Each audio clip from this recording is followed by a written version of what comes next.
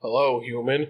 I have learned how to mix audio, at least speech audio, thanks to my brother walking me through this stuff. So hopefully this should be 1,000 times better than the last thing I did. So today, I have no idea how long this one's gonna be because I have so much to say about this, and this isn't like MGS1 PC where it's not necessarily in my opinion about it, and that was just more factual statements about that weird release. I want to talk about Dynasty Warriors 9. Now, I know 95% of Westerners, they're going to hear that spooky Warriors name and they're gonna leave. They don't want to hear nothing about that. These games suck in the West apparently, which I totally understand. These games are very hit or miss. You're either gonna love these games or you're gonna think they're the worst thing ever. So, point being, if you play these games, if you know about Dynasty Warriors 9, you know there's probably 1,000 different things you can say about it. So, I'm very, very passionate about this game. I've put probably I don't know, somewhere around over 200 hours in this game. I have played it a lot. And I want to, especially because the whole reason I've been thinking about this game, because I've gotten back to doing some Dynasty Warriors 9 Empires, which is a vastly different experience. But if I also, because I want to talk about both of these, but if I talk about both of them in one video, this video is going to be 5 hours long, and I don't want to record that right now. I don't even want to look into Empires stuff right now. So I just want to, this video is going to be Dynasty Warriors 9 only. I'm not going to talk about Empires yet. I'm going to do that later. I still don't know how often I'm going to do these things, so that could be a week from now, it could be 2 weeks from now. It all really depends on what I feel like it. So yeah, we're going to talk about Dynasty Warriors 9. Now, again, this is one of those things where so many people are going to have so many different experiences with this, and again, if you want to talk about this, go for it, because I know, especially with a game like this, it's going to be all over the place. And especially if you're just looking at even reviews from the time from Japan and the US, they are drastically different as far as how we were receiving the game compared to them. But anyways, we're going to start I got some bullet points, I got some notes. If you're just stumbling across this video, this is going to be very unprofessional. I'm probably not going to be talking about this every time, but just since this is my second one, yeah, this is going to be just me talking with bullet points that I've written down, did a little bit of research. It's not going to be super well edited, professional, or anything like that. It's just going to be me talking about stuff that I'm super into. It's probably going to be very long, too. It's going to be audio only. Personally, I love those kind of videos where I'm just doing something else and I'm throwing some audio on, so that's what it's going to be like. So kind of just, keep that in mind. So you're just going to be listening to what I'm talking about. If you guys have anything to say about it, go for it. Because obviously I'd love to talk about this kind of stuff. So the point I have here is the pre-release. Now this is super important. I'm probably going to be rambling on for a long time about this. So pre-release, we're talking it was revealed in 2016. I remember following all this stuff religiously. So you have to understand, I'm the biggest Dynasty Warrior, well, not just Dynasty Warriors, biggest Warriors fan or Muso fan, ever. I play all these games. I'm super obsessed with them. I love them. So I was following the release of this like a hawk. So I remember it getting revealed and stuff like that. I was super excited about that. And because I want to talk about the climate, so to speak, of the Warriors games at this point in time. Now, this kind of stuff, even this is kind of divisive because some people, they only like the older PS2, Xbox generation ones, which is understandable. Those are I would say from a critical point of view, those are probably the best ones. I still stand by, I think the best one would probably be Samurai Warriors 2 with its expansions. I think that is a very middle ground of being somewhat a little more modernized, but still have a very good chunk of content and balancing and everything that went into making those games legitimately good games that I think anybody can get behind. Nowadays, it's all over the place with whether or not somebody on the outside looking in is going to enjoy one of these games because it's a different climate for video games and stuff too. And I think the older ones are a lot easier if people are okay with playing older games, because I know that could be another thing. But I feel you give someone Dynasty Warriors 5 or Samurai Warriors 2, and you're like, hey, just play this game, I feel like they're probably going to like it, and I feel like a lot of people would share that sentiment. But anyways, so not everybody likes the newer stuff. Personally, I love both of them. I think the older stuff's great.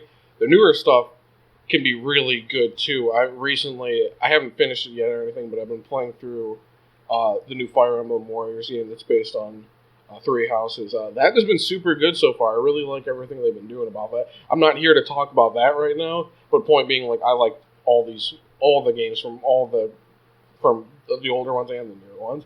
So anyways, for me, like 2016, if we're talking about Warriors games, because I'm like, I know I was super, super into them around this time period. I think this was probably the time period, the year that I was probably the biggest into them.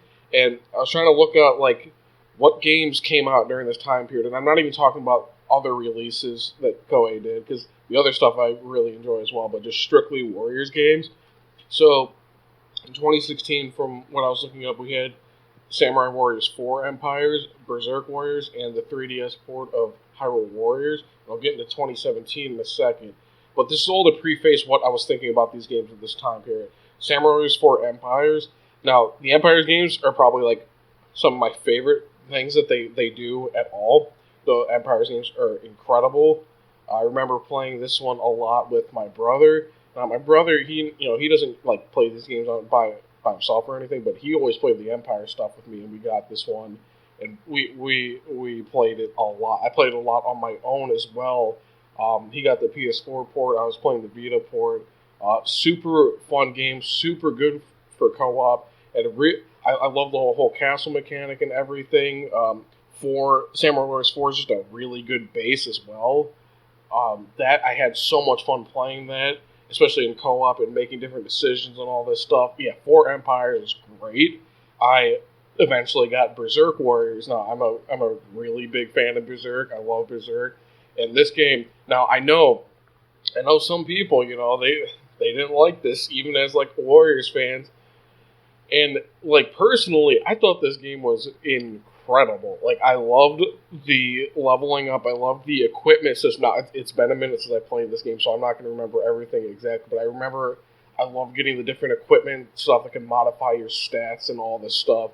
And I thought it did, like, actually a pretty good job of retelling some of the main chunks of Berserk. I liked the Infinite Eclipse, I think it was called, based off the stuff that happened in Berserk. That mode was so much fun for me, and going through all the different levels and the different things you can unlock. I had a lot of fun with the DLC for that game too, the different scenarios they gave you, because there's just more of playing the game. Yeah, I loved Berserk Warriors. I could not get enough of that game. That game was incredible to me, personally. So again, this is all about understanding how I was feeling at the time about Warriors games. Yeah, Berserk Warriors was incredible. I played the PS4 version specifically. And then the other main release in 2016 for this stuff was the 3DS port of Hyrule Warriors. Now, I had a base 3DS. I did not have, at the time, the new 3DS. And as anybody could attest, my word, I don't know if they should have released that for base 3DS. That probably should have been a Xenoblade Chronicles situation where it was new 3DS only. But I did play it on base 3DS. The performance was horrible, but the new content was, like, really good, and the game itself is really good, because I played that, like, a little bit after it came out on the Wii U. When I got my Wii U, it was one of the first things I got.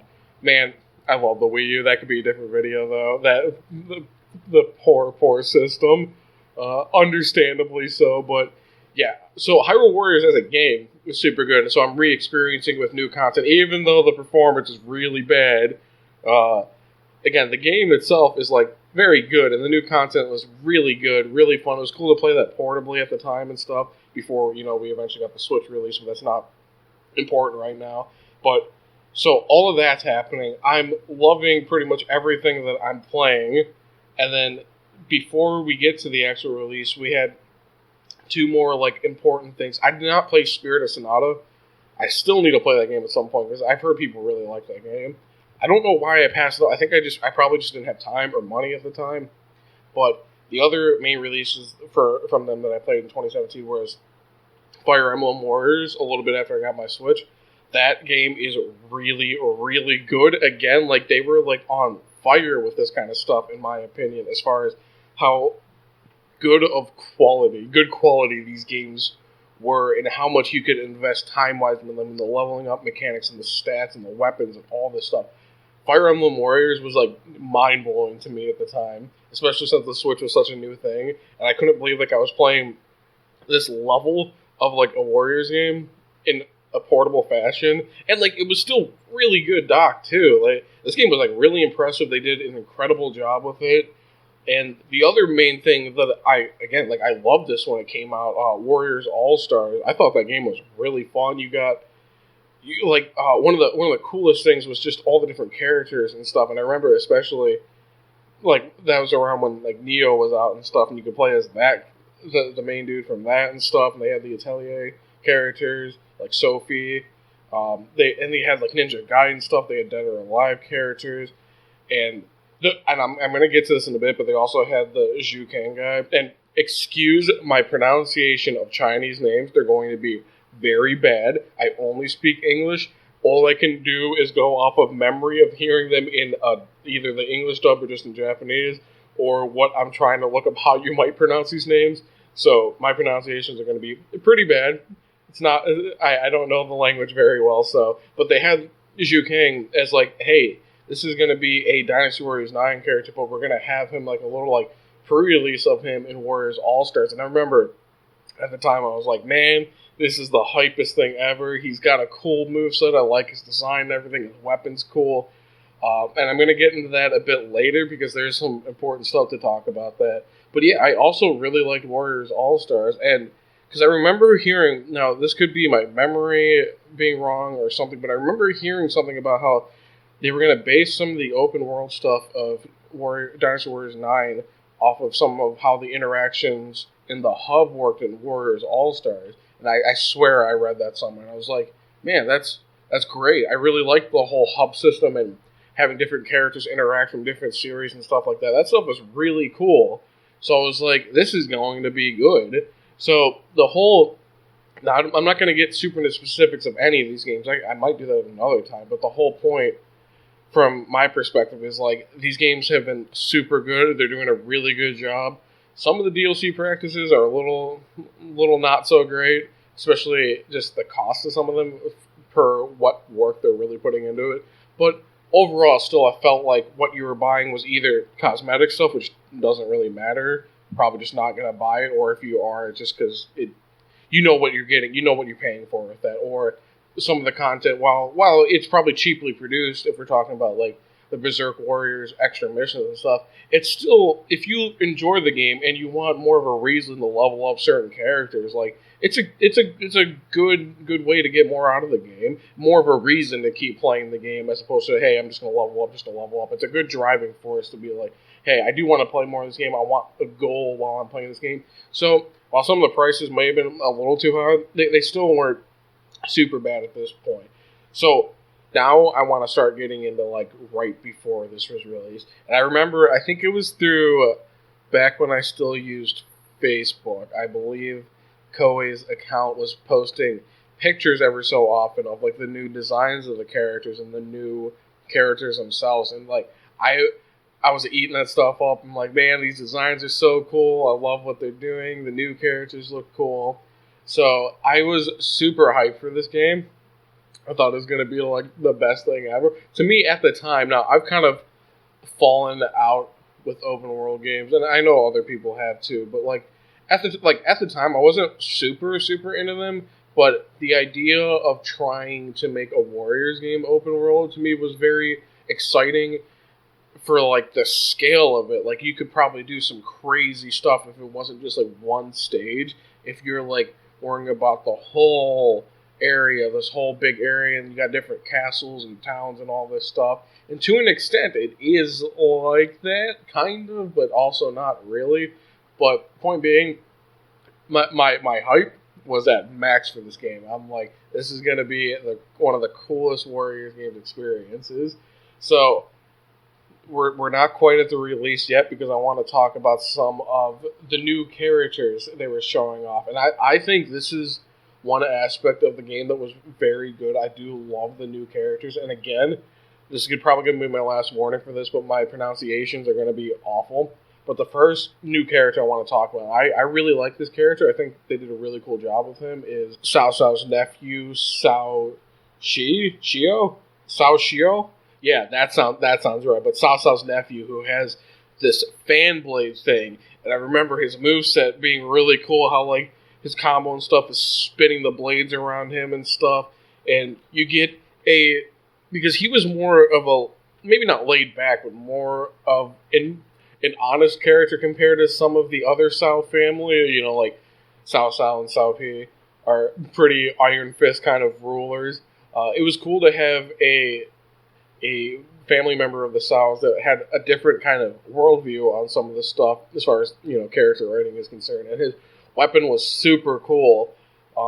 Again, I'm not getting quite into the gameplay yet. I'm just more so trying to talk about the new characters and what I was thinking of them. Currently, I'm just going through the Wei characters right now. So the next character on my list would be Man Chong. He had these short spear things that, like, shot projectiles and stuff. Now, still to this day, I don't think I've played as him once in this game or Nine Empires, but I still want to go over the new characters.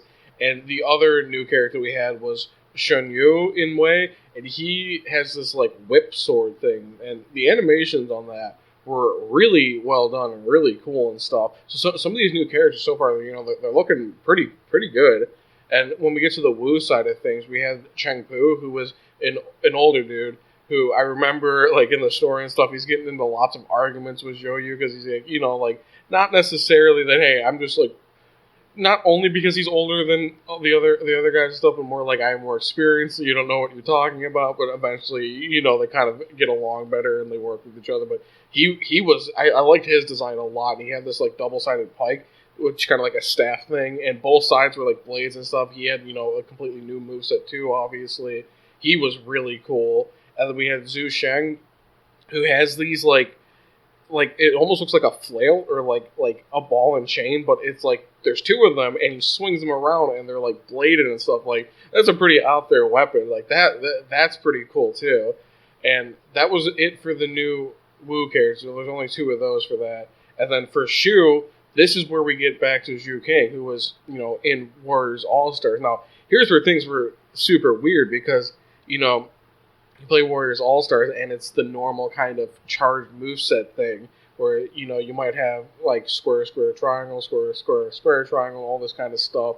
So I was expecting something similar to that kind of moveset when I was playing Warriors All-Stars. So I'm like, he's going to be awesome. And he had, like, this whole focus on speed and stuff, and his weapon was cool.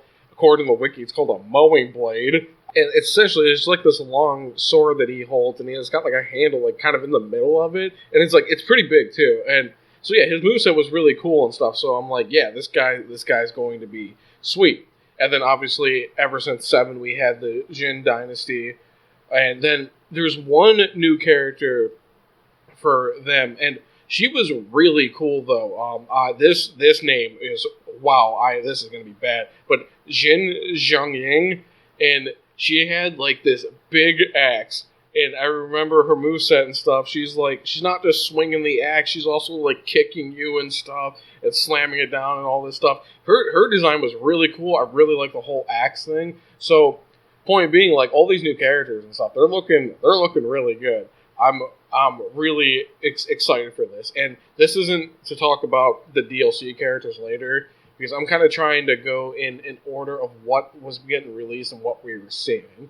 So now here's the big thing. Now, I know that was like a 20-minute preface, but now that we got all that out of the way, now we can actually talk about the release of the game. So I probably got it at the time on the worst system I could have gotten it on, base Xbox One. So I didn't have the One X yet, and so that's the system I got it on. I got this day one, by the way, so we're not talking any patches or anything like that. I didn't have the One X yet. So yeah, I'm getting base Xbox One, day one. And at the time, I had super, super bad internet. And so I usually didn't get my games updated right away and stuff. It was more so like I'm playing them when I get home from picking it up, and I'm playing it on the disc, as it is on the, well, installing the disc, but I'm playing it as the data is on the disc. Whatever version that is, that's what I'm playing. So we're going to talk about how the hardware was a little bit with this. So 720p, base Xbox One.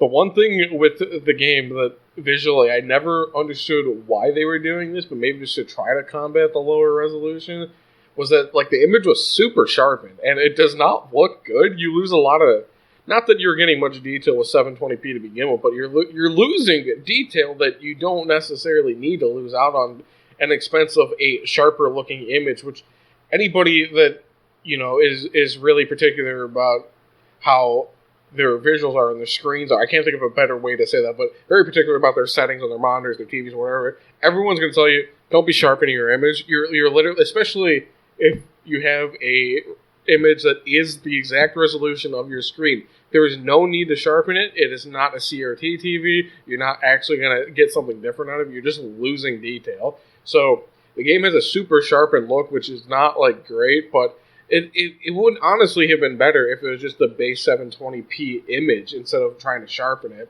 Now, from what I remember too, the PS4, base PS4, was 900p, so we got a little bit of a higher resolution there. I think it had the same sharpening problems though. And then the Pro and the One X were a higher resolution. I know the One X was 1440p. And the Pro was probably also somewhere around those lines, if not like 1080p. I can't remember because I did not play this on PS4. I did not play the Pro version. I do remember them talking about geometry differences. Now, I don't know how true that was, but that the updated consoles had better geometries probably as far as the models and stuff like that. And I remember very specifically the wording for like the Pro version was like 4K base geometry, and that doesn't mean anything. That those words together don't equate to anything. Your geometry, you might be able to talk about like the polygon count of them, like if you're talking about like a rock or something, but your geometry is not a resolution. And I very specifically remember like the marketing or whatever, and they're like, yeah, like 4K geometry on the PS4 Pro, and it's like I don't know what that's supposed to mean. I don't know if that was a translation error or what was going on with that, but that doesn't make any sense. But point being, I didn't play either of the the current gen hardware version. I was playing the base Xbox One version. So I'm getting 720p. I'm getting abysmal performance. My word, it was bad. And oh yeah, they had, because I remember following like the Digital Foundry video for this when it came out, and the PS4 version has like a frame rate mode and a quote unquote movie mode, but it hardly makes a difference. And base Xbox One got no decision making on that front. You just get what it is. So I remember taking this home, and they like, when you start up the game, you get put in like this tutorial thing, and it was like, it's running pretty. No, wait, now that I think about it, I think it was running kind of bad in that, even in that small enclosed area too. But to me, I cared a little, I cared a lot less about that kind of stuff back like when this game came out. And to me, I was just like, new Dynasty Warriors, we got all new movesets, it's completely new. I'm like, this is crazy, all this kind of stuff I'm doing. So at the time, I wasn't super bothered by it, but I bet like if I had unpatched disc version and I put it on a base Xbox One again, I don't think I could stomach that, and I wouldn't blame anybody else for not being able to stomach that kind of performance, because it was horrible. We weren't getting anywhere near 30 most of the time. But I do remember, so I started with Sun Jian, because when this game came out, and I think maybe the updates and stuff, they were different. In fact, I think they are either through DLC or whatever, because I did later get the PC version, but I'm not going to talk about that quite yet. But I remember picking Sun Jian, because you got to start with him, Cao Cao, or Liu Bei. And so I'm like, well, I like the Wu faction the most, so I wanted to pick Sun Jian.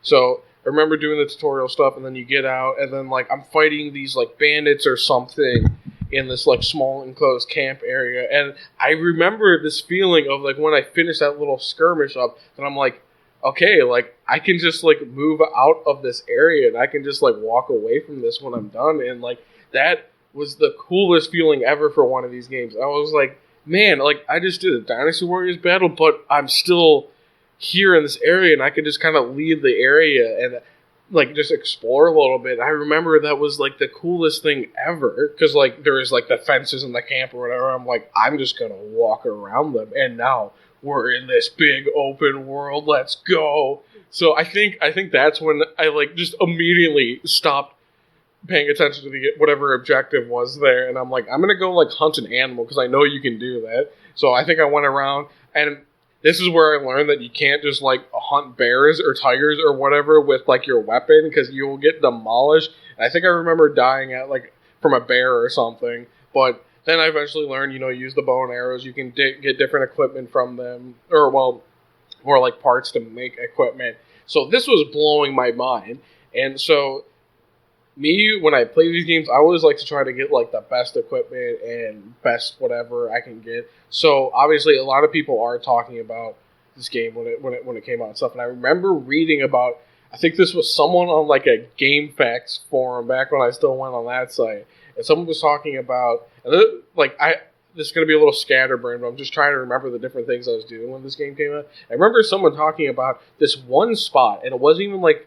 For fishing, that wasn't like a lake, it wasn't like a river, it was like a moat around some random town. And for some reason, if you go to this like specific moat and you fish there, which is like the basic bait, like no bait or whatever, you could get all this material for the best weapons in the game.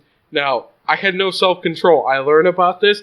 I wasn't even doing the campaign, and I fished up all this material for like the best weapons in the game. And I remember this got patched out like pretty soon, but I spent like an hour just fishing for all these materials because materials also in that game carry over character to character. So I fished for an insane amount of these like golden material things for the highest tier weapons. So I was set for like the game. In retrospect, that was a really dumb idea because I like removed all the challenge from the game and I immediately had to like crank up the difficulty. I should have seen that coming, but to me I was like, wait, you can get rare materials right here and I can get it like right away in this game because it's the same mentality as like, when you play like RPGs and stuff and you're like, well, I just want to grind a little more. I want to get a little stronger. That way I can just decimate whatever I'm trying to do. And I'm really bad with that kind of stuff and I over grind and stuff.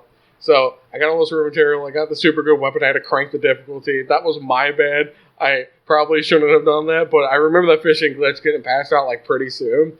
So his new weapon, Sun Jian, this ring blade stuff, that weapon was really cool. It's just like this giant sword that has a bunch of these like rings and stuff on it. And I remember to me how cool it was, how like fluid some of the movement and stuff in this game was. Not in the sense of how it felt to move, but more so, I just specifically remember just walking around with his sword out. You can hear like the rings on the blade like clinging on the sword and stuff like that. I'm like, wow, this is crazy for a Dynasty Warriors game. This is like true next gen Dynasty Warriors, So I had a really good experience playing through that campaign. Like the performance is really bad, visuals are really bad, but at the time it was just like, hey, this is open Dynasty Warriors. I was loving this, and yeah, I remember the other thing too is cool, like all like the sort of siege battles you do, and you get to like climb the walls of it. And I think I remember too they patches out a bit where you can't climb the walls under certain circumstances anymore. But like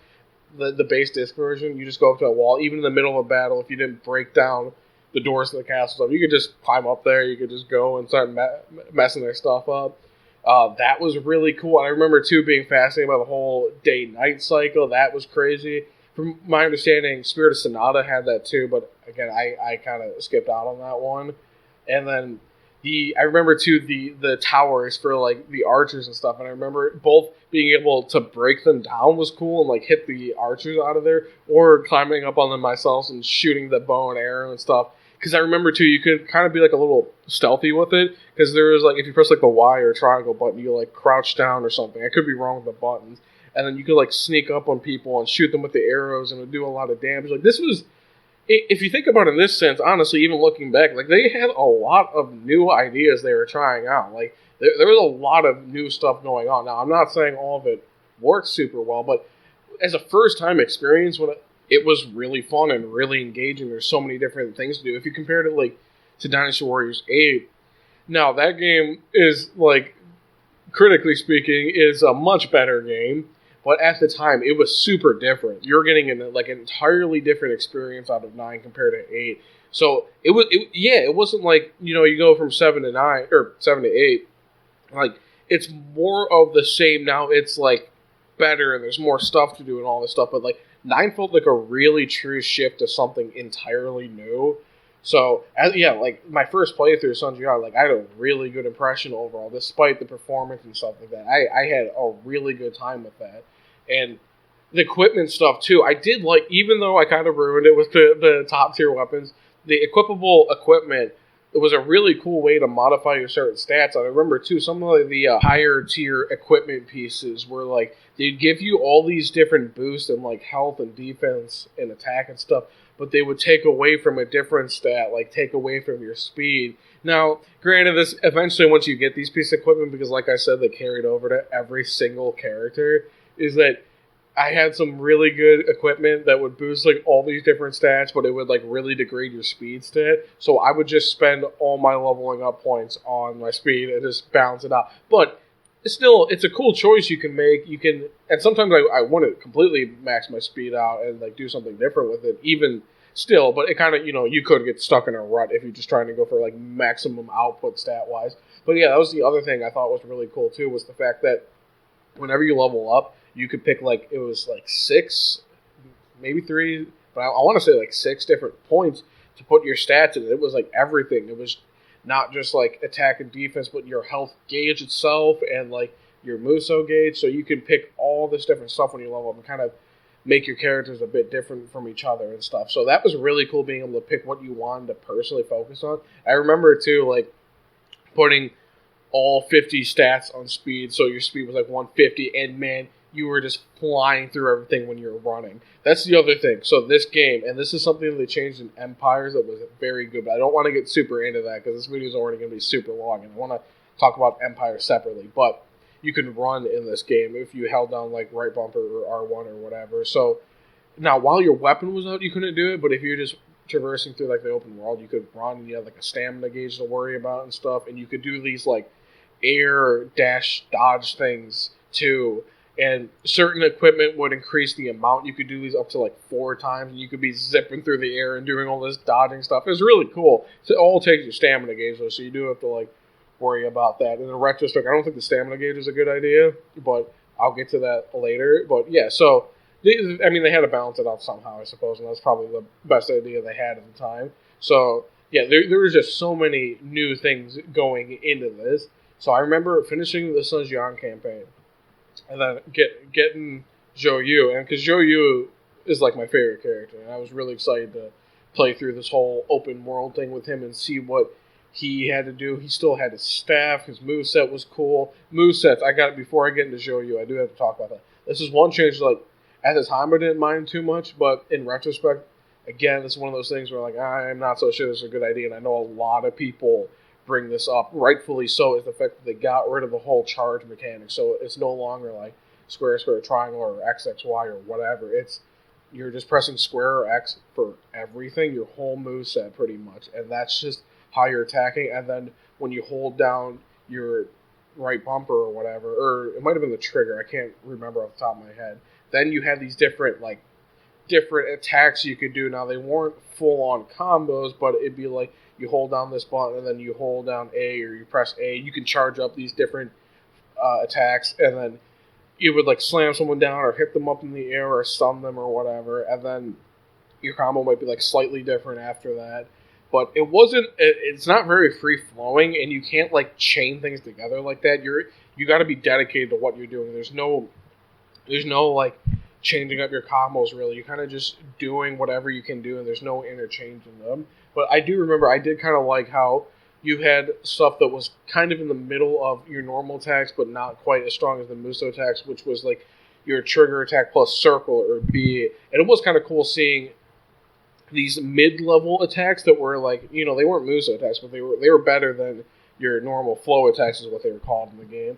So like, not all of the system is bad. It's just they weren't interchangeable enough to really give you enough variety. And again, the problem is you can kind of get into these patterns where you're like, okay, well, if I just hold down the A button or the X button with my trigger attack, and I'll just slam them down, and I'll do something like that, and kind of just take them out of the equation so they can't attack too much. So you can really fall into a rut with that stuff. It should have been a lot more interchangeable. I don't really understand the point of the change. Maybe they're just trying to make it feel really different, but I don't think the open world design really. It was the necessity to change how the moveset worked in that sense. Like, yeah, locking onto enemies and stuff like that, that still is pretty important, but like there wasn't really a reason to change it like that. It's not horrible. Like, you can definitely you can get used to it. It's not bad, but it's not there's not nearly as much player interaction with the combo system in this game, which was for a lot of people that's a huge detriment. Understandably so, because you're so used to because I remember too. I'm kind of okay with it now, but I didn't even really like how reliant you were on triangle and stuff in Samurai Warriors 4 stuff, because you can kind of just mow through enemies with that. And I feel like at a point they were getting a little too simplified as in terms of options as far as what is the best case scenario for you to do attack wise and stuff. So I think at that point they're getting a little too simplified with some things.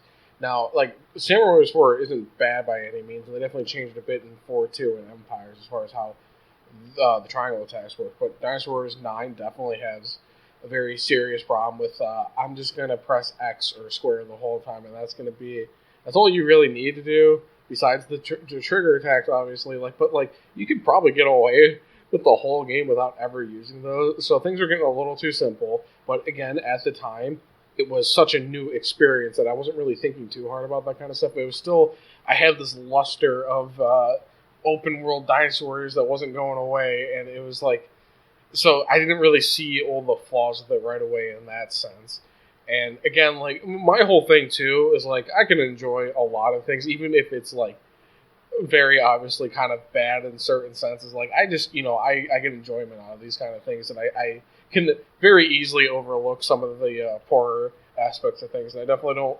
I'm not ever really probably going to be overly critical of anything, because at the end of the day, I'm playing these games because I find them fun, but also because of how much I love them. I'm going to talk about some of the aspects that maybe weren't a super good idea. But don't get me wrong, it doesn't mean I didn't enjoy the game, especially on the first playthrough with like Senjian and stuff. I feel like some people get a little too negative about this kind of stuff, which, if you didn't enjoy it and it wasn't up to your expectation, that's totally understandable. But I'm not going to, like, rag on something just to rag on it. Like, if I'm talking about how the combat was too simplified, it's just because it was too simplified. But I'm not going to drag it through the mud any more than it has already. So, point being, now that we talked about that combat for a little bit, again, I'm very scatterbrained. You'll have to get used to that, because I got notes, I got bullet points and stuff, but sometimes it might make more sense for me to bring up something beforehand, or I might have accidentally skipped over something. But point being, so I finished Sun Jian's campaign, I unlocked Zhou Yu, and that was super cool. He still had his staff. I liked his moveset. I liked his design a lot. And I remember specifically, too, this is the point where this is a good time to bring it up, the voice acting. So the English voice acting is a completely different cast than it was in the previous games. And to me, people that did like Zhou Yu's voice and stuff, I got very used to hearing that voice. It was very like iconic and stuff. Now the new voice cast is like, it's fine. It's very cheesy, but I almost kind of like that. I feel like it fits with the very almost like cheesy kung fu movie kind of atmosphere these games sort of have sometimes. And I guarantee that was probably like a budget thing, because these games aren't like super popular in the West. I know a lot of the games at the time, they're only getting Japanese dubs. So it's probably just a budget thing. So it's cool that, we even got it. And they are a lot different. Now, I don't necessarily think they're like, I don't think the voice actors themselves are bad. In fact, like, some of the characters, and I can't think of specifics right now, but some of the characters' performances I really did like. Like, I feel like their voice fit them and stuff. Even if they were different, I still feel like the voice fit them. But, yeah, so all the voices were different, and that was, that was a interesting change from that, because I'm so used to very specific voice actors. But the other cool thing they did with the voices, too, was the fact that they had a Chinese dub for the first time. And I remember playing around with that for a bit. And that was really cool, too, especially since, this is all based off of the Chinese Three Kingdom era stuff. So that was really cool. Anyways, Zhou Yu, the one thing I really remember about his campaign is the Battle of Chibi stuff. That pronunciation might be bad, but where, like, some of the other games, it's usually like you're on boats, but it's kind of just like, it's a normal level. Usually boat get caught on fire, all that kind of stuff. But I remember it was like really cool with how like the lakes and stuff work in this game where the Battle GB, you're actually like hopping through like different boats and having to swim through them and stuff like that. I remember being like super impressed with that. I was like, this is a really cool idea. I really like how they're doing this. And again, at that point in the game, my like second campaign, I'm like, this game is so awesome because obviously Sun Jian, he doesn't last too long, so you don't get super far in the story. But with Zhou Yu, you're going farther on. So I'm like, all these cool big battles and stuff, they're going to have these different mechanics and stuff like this. So the whole Chibi boat stuff is really cool. Unfortunately, you don't get much of that. Like, there's only very few battles that have this very specific gimmick, and I feel like this is probably just a matter of they were making something entirely new, a big open world. Everyone's got new movesets. There's new characters.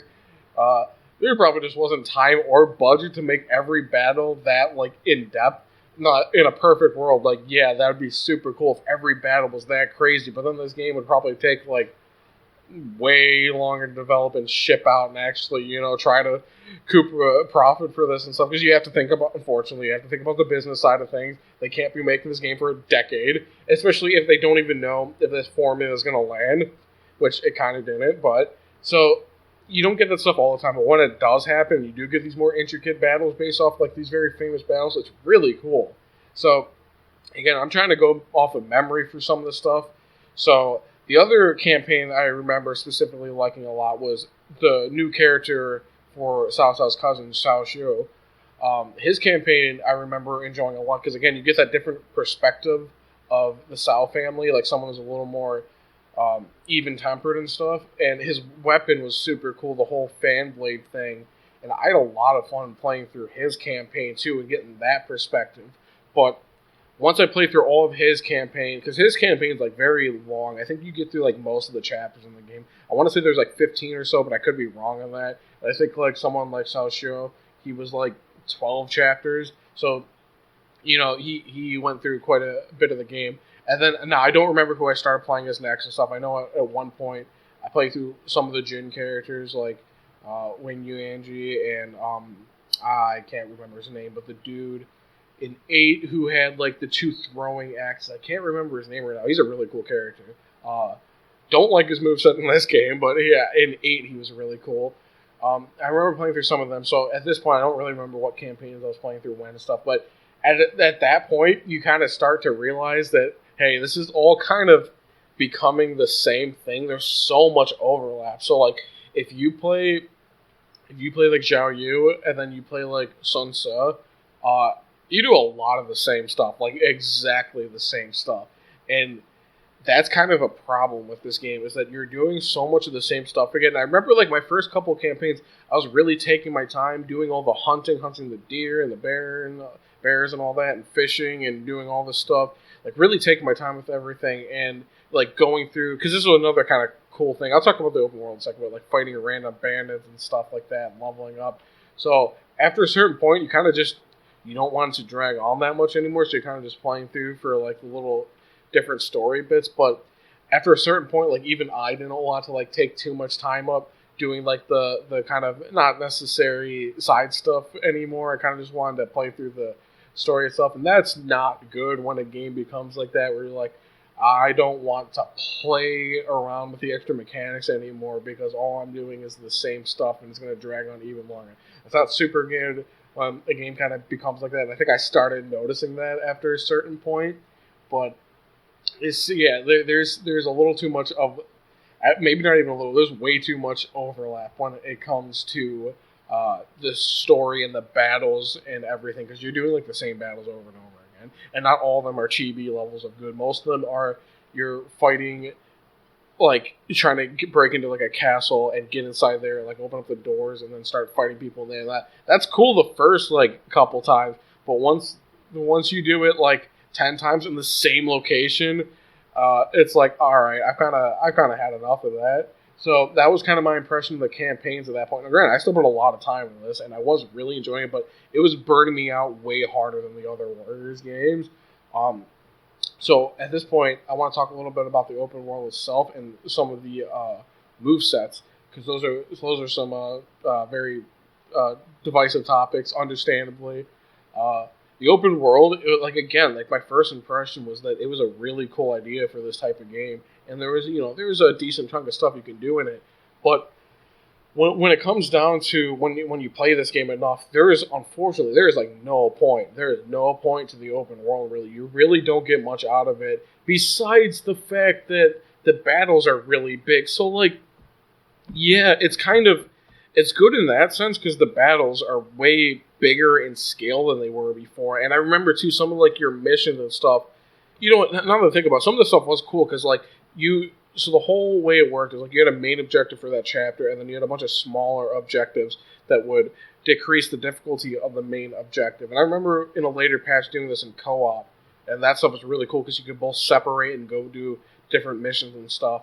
But you'd be like, hey, you go take over this one smaller area, and it would like take away provisions from the main troops in the main mission and stuff like that. Like some of that stuff, now that I think about it, like the open world kind of was necessary for what they were trying to go for. It's just you can cut out a lot of the middleman and not really expand your movement outside of the direct missions. You don't really need to. Now that I think about it, I don't really know what else their solution would have been if it wasn't an open world. It's just for the missions, yeah, I guess it kind of is necessary because you're all over the map doing different things to affect your main mission. It's just if you're not engaging with the missions, there's little point in veering off the path, so to speak, because at the end of the day, you weren't really getting much out of doing that. Now, like, there was stuff to do. You could find like certain landmarks, and you like these watchtower things, so you could get more stuff on your map when you go and check them out. There was like random bandits you could find, and I think they were supposed to be like random leftovers of the Yellow Turban Army, which is a really cool idea. Like you still have a couple of them around that you got to deal with and stuff, and you can find them like in like different forests and stuff like that. Like that's really cool. It's just after you play 5 campaigns, you don't really want to go out of your way to do that again. So there's not enough of a reason to go off the path. So I guess, in my opinion, yeah, the open world was kind of necessary for what they were doing, but you're going on like a linear path, so to speak. You're kind of just going from destination to destination after a certain point. I remember like my first couple playthroughs, I would just do everything on foot or horse or whatever, and just kind of get that experience and pick up different items and stuff along the way. But after a while, you just start fast traveling to your different destinations just to do that objective. Now, it's still cool. There's still stuff to do, but as far as like an open world game, if you compare it to other open world games, yeah, like there's little reason to go off the beaten path in this game. You're kind of just doing mission to mission. So yeah, that wasn't the best thing ever, but I completely like kind of get why they did it, and some of the stuff can be really cool once you realize how big of the scale these battles are, because like you're taking over certain sections and you're fighting you might be fighting 1,000 enemies in just one small mission that's not even related to the main mission, and then related in the sense that it's not actually part of it directly, like it might lower the level of the main mission, and then you're still going on to your main battle and you're fighting like 1,000 people outside these castles and you're breaking in. Like some of the stuff is really cool. The first couple times, maybe not constantly though, and that's kind of the problem with this game. But the next point I want to get to, because this video is going to be like probably like 2 hours long. I'm not sure, but honestly, that's kind of my goal with this stuff. I just want to get everything out there and just talk about the stuff I like. So again, like if you're into these types of videos, man, you're gonna be getting a lot out of this, hopefully. The main next point I want to talk about is the weapons and the moveset. So now everyone pretty much has an entirely new moveset. The problem is, and again, this all comes back to development and time and budget. A lot of characters are just clones from one another, like direct clones. Their movesets are exactly the same. Their weapons are exactly the same. Granted, the movesets that are there are good, and they're a lot of fun. And some of the new characters' movesets are really cool. Like Southwell's cousin and stuff like that. I really enjoyed those movesets. But a lot of people have an overlap, and a lot of characters have an overlap that they probably shouldn't. People like Zhang He not having his claws. Because certain characters like him, you directly associate him with his weapons and his moveset and stuff. So now you can argue with this both ways, because time, development money, all this kind of stuff, it's super important. You have to take into consideration. But on the other hand, like these are really important things to the characters in the games and stuff, and like that kind of should be a high priority for certain characters, I think. Now, granted, like I know they probably spent a lot of this time on the new characters and their new movesets, but there are certain examples, and like Zhang He's the first one that really comes off the top of my head. Like he needed to have his claws. He really did. I think he had Wang Yuanji's throwing knives, which like I guess that's kind of fitting, but it's nowhere near as iconic and fitting as the claws. And I'll get into that in a bit because this is going to be quite a lot to go through because this game did go through a lot of updates and it had a lot of DLC and stuff. I do have a lot to say about that. And so, yeah, there's a lot of clone characters. Now, movesets are fun. I do like the movesets. I do like the new movesets, but there's a lot of clone characters in this game. All right, that about wraps up this section. Mostly, I know it's probably a little bit incoherent. I just kind of wanted to get my thoughts of the launch of the game and what I thought of it. Because most of it was really positive at first. I put a lot of time into the game. It's just after a while, it was way too samey, and you kind of just doing too much of the same stuff. And I kind of fell off of it hard. And again, when you're taking into consideration what else they were doing at the time, like I love Warriors All-Stars, I love Berserk Warriors, like they were doing some really good stuff. And this is just, some of it, like your first playthrough is probably going to be cooler than any of these other games, but then subsequent playthroughs, like they really fall off hard. Like your first impression is probably going to be like, if you're into these games, first impression is probably going to be like really positive. It's going to be like, wow, this is really cool and stuff. There's a lot you can do. This is so different. And then you do it 5 times, and you're like, all right, I want to play a different game now. Like you're doing way too much of the same stuff. All right, so that's kind of my general view of the game at launch. So here's where some of the more interesting stuff comes into play, because I want to talk about my next big bullet point, and there's a lot to this, is the DLC and the updates. And, maybe playing this on newer hardware and stuff. So I'm going to go, at first I'm just going to talk about the DLC, kind of maybe in between that stuff, talk about playing it on the One X and playing it with the new updates and stuff. So, Season 1, I'm going to go, weapons and then scenarios, but one of the best things they did was the claws for Zhang He again, so that way he doesn't have the throwing knives, he gets his claws back. Now, how this works is that their Muso attack and their special trigger attack, it's still their old default weapon, but the rest of their moveset's completely new and it's back to what it was. Now, one thing you'll kind of realize, especially if you're playing this when this stuff was coming out, it's mostly just giving older characters their older weapons back with a new moveset, but giving their weapons back, which it probably shouldn't have had to happen, but also not talking about price or anything. I'll get into that later, but if we're not talking about price, that stuff was pretty cool to get these characters in this new game their old movesets back and give them more variety again. So Zhang He got his claws. Zhu Shu, he was using Cao Cao's weapon. Now I really like Zhu Shu.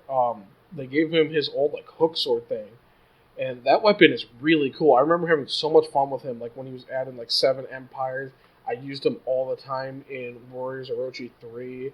Zushu is super fun. I love his moveset, his hook sword moveset rather. And him being a Cao Cao clone was very disappointing because his hook sword was the coolest thing ever. So him getting his hook sword again was awesome. And the last new weapon was for Wang Yi. And now I can't remember what she was using in 8, but in this game she was using the same hoops that Sun Jian's daughter uses. But they gave her these they're called Mai piercers on the wiki, but they're these short little stabby pointy things that they gave her, and I feel it's a super fitting weapon. In my current playthrough 9 Empires, I'm using her, and they retain their DLC movesets, and I really like some of the animations and stuff for this weapon, because there's stuff where she kind of hits you onto the ground, and then she kind of stabs you while you're on the ground and stuff. And that stuff, the animations are really fitting for this character. I feel they did a really good job with this moveset, and I don't think she had something like that in 8. I want to say that she used a sword and a shield in 8, but I really, honestly, I can't remember off the top of my head. And it's hard to find without booting up these games myself right now, because like again, I'm not trying to put an insane amount of work into these videos. I just kind of want to talk about the game and my impressions of this stuff. So I'm not gonna go boot up 8 because I had 8 on my Vita. My Vita's I don't use my Vita often anymore, so I want to say this year the Sword and Shield A. So this wasn't going back to like an old moveset from what I remember, and I can't really find this easily on the wiki. But her new moveset with the DLC was really cool. So the next part of season 1, and this is where like the real meat of it comes, was the new characters, quote unquote. Now they were in the game as unique like NPCs, but you get to play as them now, and they have their own. Well, actually, none of them have their own moves, but that's neither here nor there. You get to play as essentially new characters. One of them was Zhang Fei's wife, and she had like a sword and a shield, and I want to say she shared that moveset with someone else. You get to play as, now this was probably my favorite of the DLC characters, was Dong Bai, and she was Dong Zhuo's granddaughter. Now, they share a weapon and stuff, but she has a completely unique design. Her design's really cool. Her design looks like it totally would not have happened in that time period, but her design is really cool and fitting for her kind of personality, which is, you know, kind of a lot like Dong Zhuo. And it's kind of cool to play as like a family member of his. And I don't even think she was a real person at all. I think she was completely made up from what I remember. And her story is like a completely hypothetical thing with her kind of taking over Dong Zhuo's army after his death, and she's doing so many things with that, involving like Lu Bu and Diachan and stuff. So I had a really good impression of her. She was really fun. I loved her story. The next guy, I also like this guy too, Hua Zhang.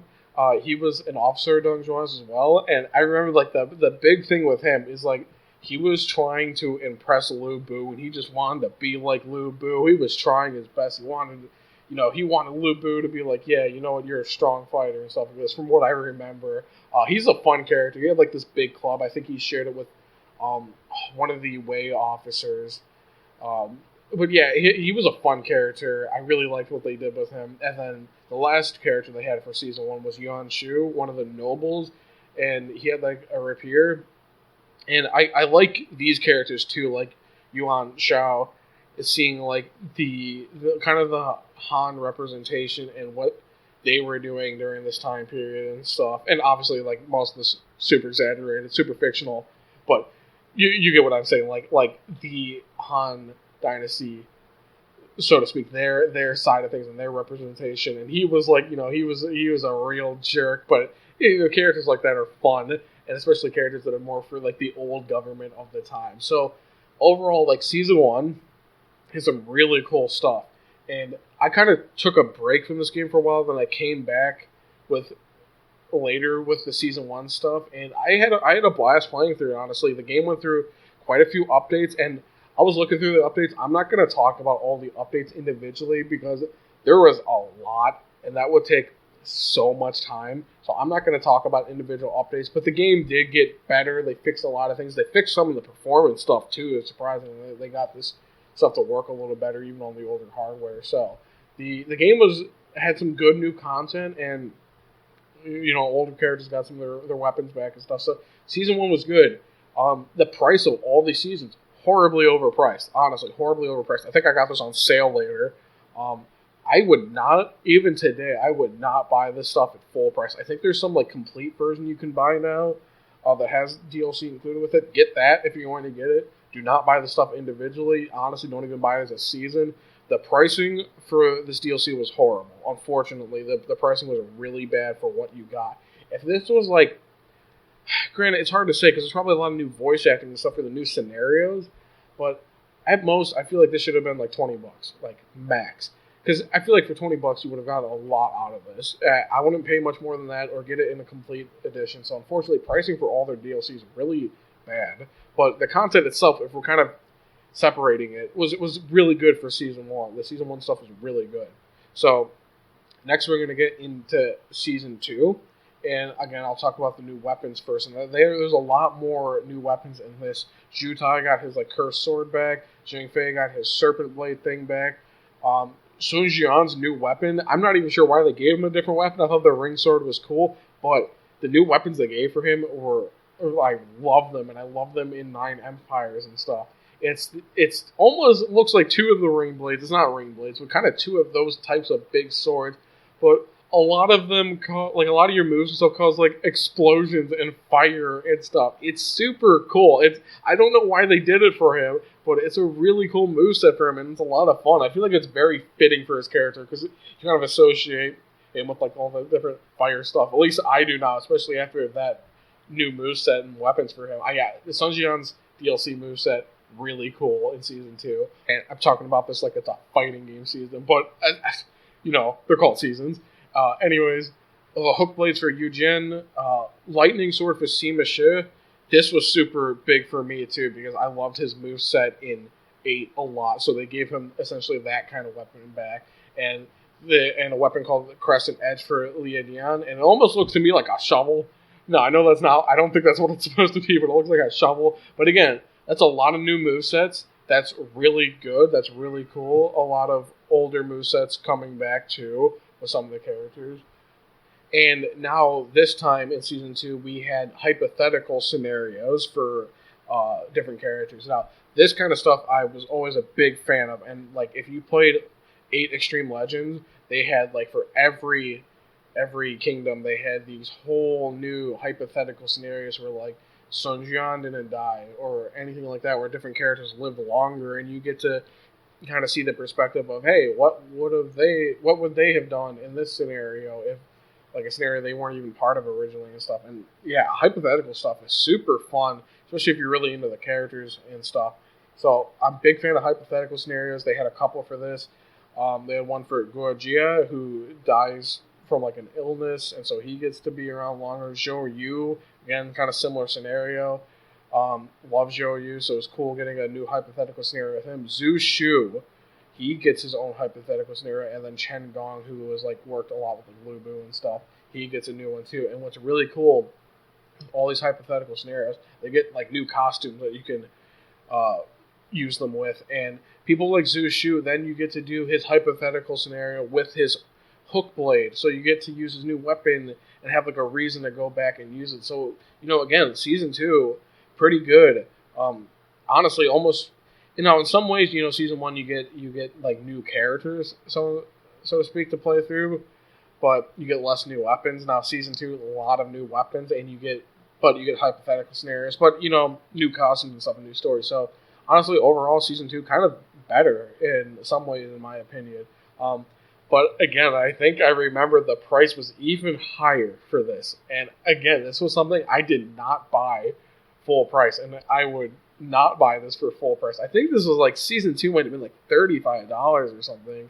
And that's way too much. Again, I'd pay like $20 max for this. You're getting a lot of content, but you also have to understand how much work would go into this stuff. And $35 is absurd. That's more than like a fighting game season pass where a lot of work gets put into that kind of stuff.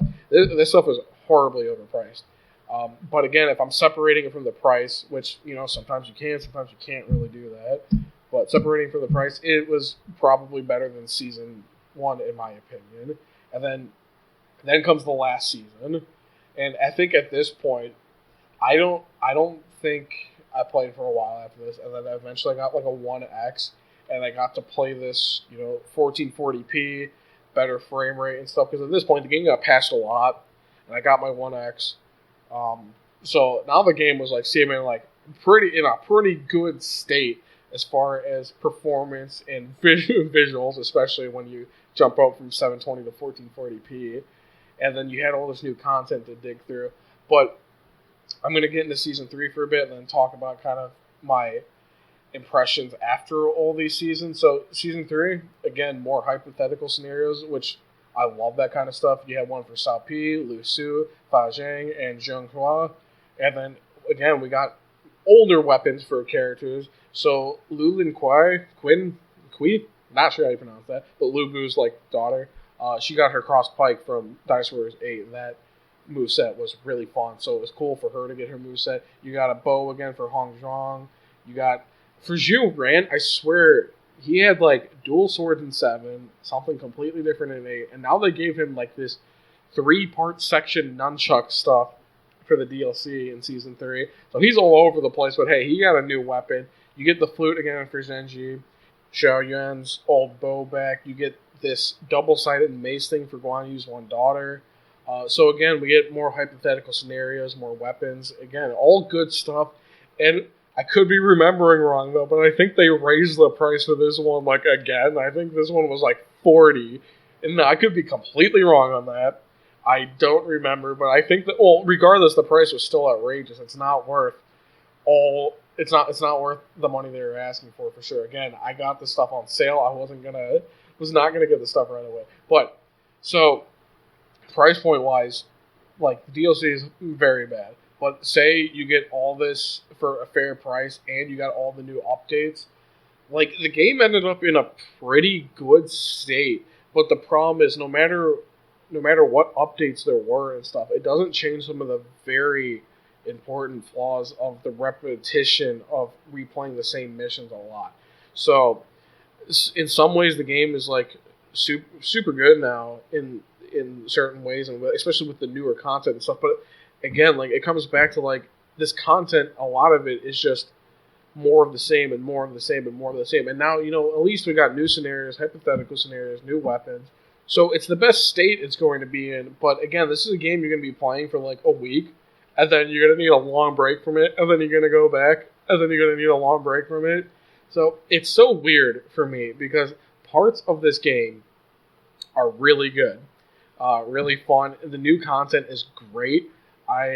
Every now and then, because I eventually got the PC version, and the PC version, this is such a strange thing. So there's a lot of graphical settings, a lot of options. The game is, with all these settings maxed out, this game looks really good in some areas, but it is optimized horribly on everything, honestly. I mean, it got better for sure, especially on consoles, but this game is incredibly taxing for no reason. It's just poor optimization. So I don't think they really knew what they were doing with their engine. They really didn't quite know how to optimize this stuff well. So you might need a pretty beefy computer to run this at a reasonable setting. Or honestly, if you're gonna play this on console, like hopefully you have a One X Pro, or even better yet, playing this through like backwards compatibility on a Series X or a PS5. If you're going to play this game at all now, though, honestly, just play Nine Empires unless you're really looking for the original story. And I do really want to talk about Nine Empires, but I don't want to get too into that just yet because it's probably going to be another hour of me talking about Nine Empires, if not more, because I have a way better impression of Nine Empires, but again, don't want to get too much into that now. The state of the game now is it's so strange because, like I said, parts of this game are really unique and really fun, but you're going to burn yourself out on this game so quick. If you're in the mood for it and you're enjoying the combat and stuff, you're going to have a good time for this game. But I can't play this game for too long like some of the other stuff. I kind of might play through some of the scenario and then give it a break for a while. It's so weird because like this is a good game. It's got a lot of good ideas. It's just there's nothing they can do now to fix the very bad problem of the repetition of replaying the same battles and the same missions over and over again for most of the characters. Because it's not like 8 or like 4, where I think 7 too, where you're playing through specific kingdoms. You're not just playing through Wei, you're not just playing through Wu, you're playing through individual characters, and there's a lot of overlap. It's not like in 5 where you're playing as individual characters, but most of their scenario stuff is completely different, or like in 6, where you're getting a lot of differences. You're playing through a lot of the same exact battles that are going to play out a lot of the same way. And I forgot to mention this earlier, but the game also kind of has a problem where you don't really even need to fight all the normal soldiers and stuff. You can go straight for whatever like leader is there and just fight them, and the mission will just end. And so you can just ignore everything, find the main boss of whatever the mission is, beat them, and then the mission's over. You can get yourself really stuck in a rut of just doing the best optimized strategy for everything, and it'll be super easy, and you're not going to be having fun that way. unfortunately, the game is kind of like designed around that, and there's no reason to go out of your way to do like anything in this game, and that's a big problem. There's no motivation there's no reason to go outside of your path. You kind of just do the mission, fight that main person, mission over. Now, like I said, if you're in the mood for this and kind of enjoying the story, the game can be a lot of fun. It can be really good. Some aspects of it are just so different from the other games. You're going to get a completely different experience out of it. But like, as a Warriors game, as someone that likes to grind my levels out, get the highest tier weapons and stuff, and get new equipment, it's pretty bad for that. There's really no reason to. It's not like you're playing 5 and you're doing the extra stuff to get the highest tier weapons and stuff. And there's kind of like a reason you might want to do that. And there's motivation to unlock all these different weapons and costumes for characters. And like the games are actually kind of hard in some areas, and you have to fight normal soldiers and stuff like that. There's none of this in that game. It's really not a good Warriors game in that sense, but there are certain times where the game is definitely something unique and something special, but it is not often.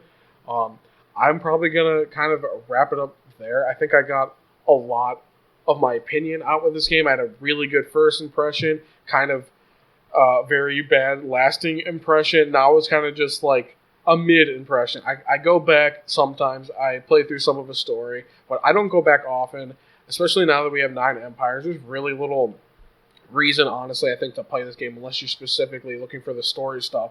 Now, like, if you get this for cheap and you just want to experience some story stuff, you'll probably have a pretty good time with this, but this is not a good Warriors game in that sense, and there's no real driving force for any of what you're doing. So I've been wanting to talk about Dynasty Warriors 9 for a while. I have very strong opinions on this game, very strong feelings. That was very fun to sit down and kind of go through all different things and go through what they added later and the optimizations, and because they added a lot of cool stuff in this game, honestly. And like Season 1 especially, I think that I had a lot of fun with Season 1, even if that's kind of like probably like the worst season. I think with just having entirely new characters to play through, that I had a lot of fun with that, especially with like Deng Zhuo's daughter. I was still really getting a lot out of the game at that point, but I kind of fell off of it pretty hard. So that's kind of my viewpoint on Dynasty Warriors 9. I'd love to hear what other people have to say about this, because I know a lot of people don't like this game, and like, I'm not saying it's a good game. Like, objectively, no, it's not a good game, but there is something subjectively here if you're into these kind of games. And I'd also like to hear, what's your opinion on other Warriors games and stuff, and what you think compared to those games. So this almost doesn't even feel like a Warriors game. It is something entirely different. So I'd like to hear what you guys think about that. I'm going to talk about 9 Empires next time, probably in another week or so, because I got a lot to say about 9 Empires. It is a vastly superior game. It actually feels like a Warriors game, but again, I don't want to get too much into that. That was kind of my opinion on Dynasty Warriors 9, and I had a lot of fun getting it out there, so I hope you enjoyed the video. All right, later.